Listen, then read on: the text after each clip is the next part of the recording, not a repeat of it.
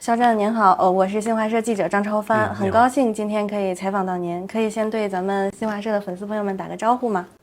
新华社的粉丝朋友们，大家好，我是演员肖战。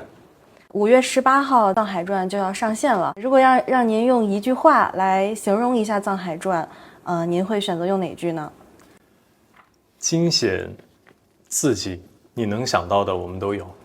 如果让您给藏海写一个自己的性格的这种标签人设，您怎么形容藏海的这样的一个性格呢？我觉得藏海是一个很难去用一个性格去概括他的这样的一个人物，他是一个很复杂的这样的一个人，他既有复仇的那种决心，但是也有人性里面最柔软的部分，他都拥有。那藏海的一生呢？您觉得怎么形容他？其实我们在这个剧里面呈现的只有他短短的10几年的这样的一个呈现，所以他的一生我认为比较传奇吧，能在短短的10几年经历如此多的事情，建立如此复杂的人际关系，然后在里面游走，我觉得是很传奇的。《藏海传》可以说是我们5月份以来这个期待值最高的一部剧了。那么您对网友的这种期待值怎么看待这样的一个期待？首先肯定是感谢大家对《藏海传》的认可。那这些期待对于我来说也是一种无形的压力，那它会鞭策我做得更好，所以既感谢，然后也有压力吧。跟《藏海传》相关的一个关键词叫美学，包括前期我看了很多这样的预告片，有一些就是对我们镜头的一种放大的特写，比如说衣服上的纹理。您是如何看待《藏海传》的这种镜头美学呢？我觉得无论我们剧是从现场的那些灯光的布置，然后还是到镜头的运用，甚至是到我们的服化道，都是非常的精美的。我记得在定妆的时候，我看那个满墙的定妆的手稿，大概都有接近100。我听说服装师也做了很多很多套，所有演员大概有几百套的服装，然后每一套服装都非常的考究。我记得在定妆的时候，导演跟服装师针对那个朝堂服上面的那个祥云的位置、高低、大小，就已经讨论了很久很久。所以我觉得那一部精良的作品肯定离不开每一个细节。除了祥云的这一块，有没有您印象最深刻的这样的一个美学？比如说我的有一件衣服，我现在印象很深刻，是一个我在家里面穿的这样的一个居家的一个服装。衣服呢，要怎么穿，要不要外套，要不要腰带，然后那个腰带要怎么系，然后那个颜色要怎么样的搭配，其实就反反复复就换了大概10套左右。但是最后呈现出来的，大家看到的就是我认为是一个很简单，然后很朴素，但是又不失掉它的一个搭配的一个层次的这样的一个呈现。您在拍摄过程中跟咱们的导演呀、编剧呀以及其他演员有没有一些比较难忘的回忆或者有趣的故事可以跟我们分享一下吗？首先能跟2位导演合作，跟郑导还有曹导合作，我觉得非常的荣幸，也非常的幸运。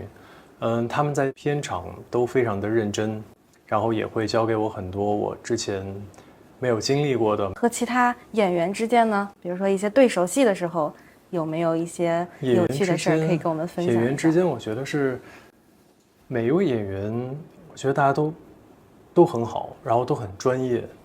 到片场，大家都是我们在走戏的时候，其实都会有很多新的一些火花传出来，包括跟爵哥。我觉得爵哥，我第一次见他的时候，我觉得他本人就是平津侯。我觉得他不用说话，他穿上戏服站在那儿，就有那种威慑力，震慑住了我。跟静怡，我觉得他自身就是带一种神秘感，就会让人有点看不透的那种感觉。那周琦弟弟，他本人其实我觉得跟庄之行这个角色就非常非常的贴合，很可爱。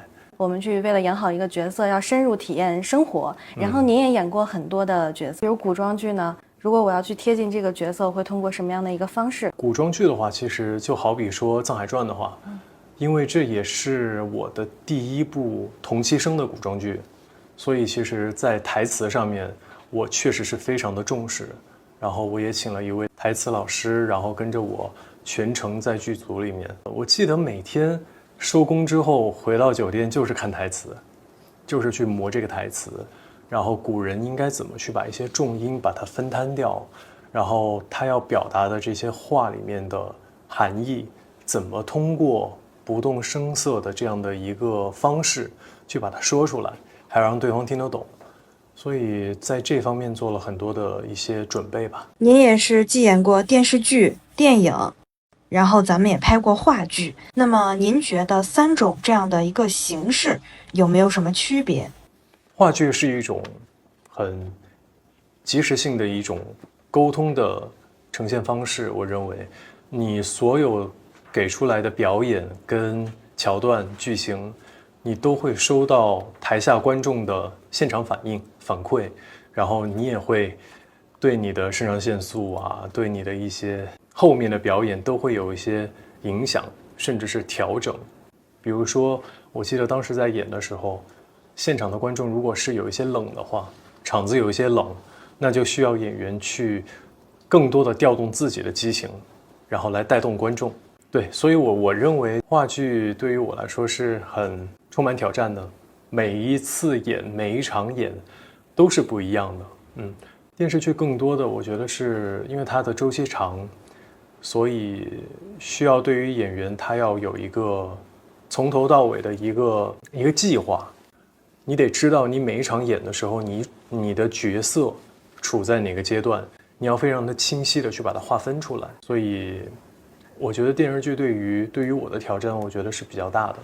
然后电影的话，我觉得更多的是镜头跟一些演员很细微的一些反应的一个对话。戏剧的话，它就是可能更外露一点，有时候可以是不是会有很多临场的那种发挥？因为你永远都不知道下一秒会发生什么。所以您这3种，您更享受哪一种？其实我都挺喜欢的，对，我觉得都不一样。都有不同的体验。是。您曾经也尝试过年代剧啊、武侠这多种类型，未来还有什么特别想挑战的角色吗？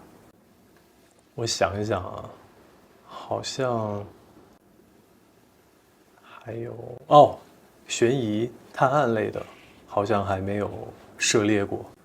如果以后有机会的话，可以。我本人也挺喜欢的。您对未来的发展有什么样的规划呢？未来的话，重心还是会放在拍戏上面，希望通过不同的角色，然后跟不同的作品，传递给大家更多正向的能量吧。我觉得这个是我一直想做的事情。就您的这个成长过程中收获的最大的，包括您的这个成长是什么？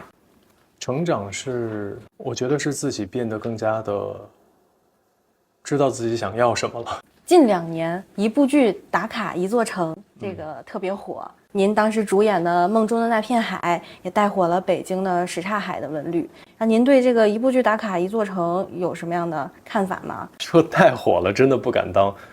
只能说让更多可能之前没有那么了解过什刹海的朋友们，然后更加的去了解了老北京的这样的一个风景吧。因为我是重庆人嘛，那我肯定希望大家如果有机会的话，可以去打卡重庆啊。当然，重庆现在已经非常非常的火爆了啊，去尝一尝重庆非常有烟火气的街头美食。您曾经提过，成功就是让观众忘记以前您演过的一些角色。你觉得现在自己达到了这个标准吗？我也很期待大家会怎么去看待藏海这个角色。因为我还是觉得藏海这个角色跟我以往去塑造的一些角色还是很不一样的，有很多新的地方。是。马上要高考了，有没有什么话能够送给我们的高考生呢？那就祝大家好好考试，专心备战高考，然后考出好成绩。